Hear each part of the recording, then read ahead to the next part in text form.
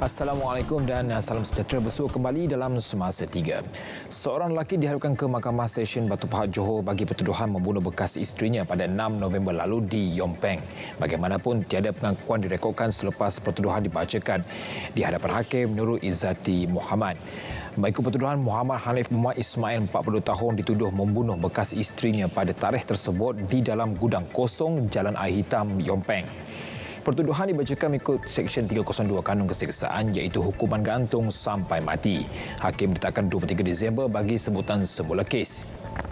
Pendakwaan dijalankan Timbalan Pendakwa Raya Nur Afiqah Radiah Zainuddin. Sebelum ini dilaporkan misteri kehilangan seorang wanita 40-an terjawab dengan penemuan mayat di dalam semak berhampiran Jalan Air Hitam, Yom Peng.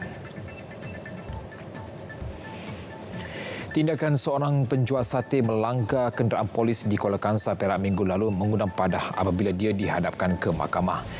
Tertuduh bagaimanapun mengaku tidak bersalah. Pendakwaan dilakukan di Mahkamah Session Kuala Kangsar. Tertuduh Rohaizat Lazim didakwa melanggar kenderaan polis 12 November lalu dengan niat menakutkan penjawat awam. Dia juga dituduh memandu secara berbahaya.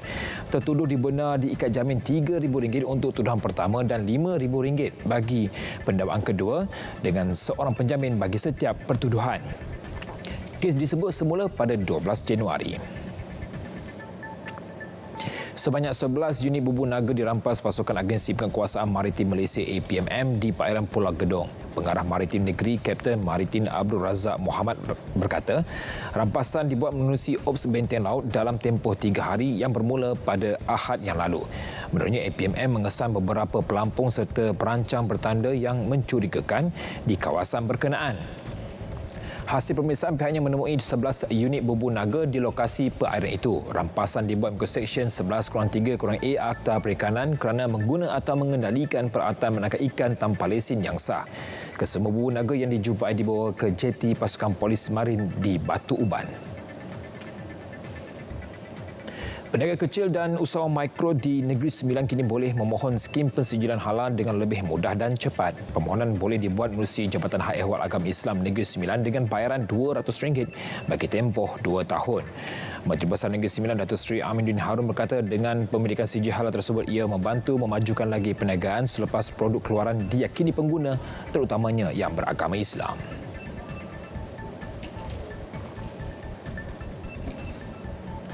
Ini telah berjalan dan sekarang ini kita telah menambah dan melipat gandakan bagi memastikan lebih ramai lagi usahawan-usahawan ini mendapat persijilan halal.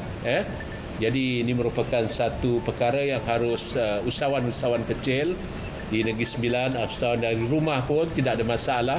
Cuma apabila mendapat kebenaran keizinan itu, apabila disemak, mereka layak, kita akan bantu mereka bagi mendapatkan sijil halal yang ini bagi memastikan bahawa mereka mendapat sijil halal yang boleh membekalkan makanan kepada banyak pihak. Datuk Seri Aminuddin bercakap demikian selepas mempromosikan mesyuarat Exco di Wisma Negeri Sembilan. Elak berkongsi makanan dan sentiasa memakai pelitup muka dengan betul di tempat kerja. Itu saranan Kementerian Kesihatan Malaysia KKM di laman Facebook rasmi kepada semua pekerja yang bekerja di pejabat ketika Perintah Kawalan Pergerakan Bersyarat PKPB. Selain itu, pekerja juga disaran mengamal polisi tidak bersalaman dan mengamalkan etika batuk dan bersin yang betul. Pekerja juga sentiasa disinfeksi permukaan yang kerap disentuh dan tingkatkan aliran udara di ruang pejabat dengan membuka tingkap. Mesyuarat dan acara berskala besar juga ditangguh serta meningkatkan saringan kesihatan dan kebersihan pengendali makanan dan kontak mereka. Nasihat ini bagi mengurangkan rantaian penularan wabak COVID-19 di tempat kerja. Sekian Semasa 3. Assalamualaikum dan salam sejahtera.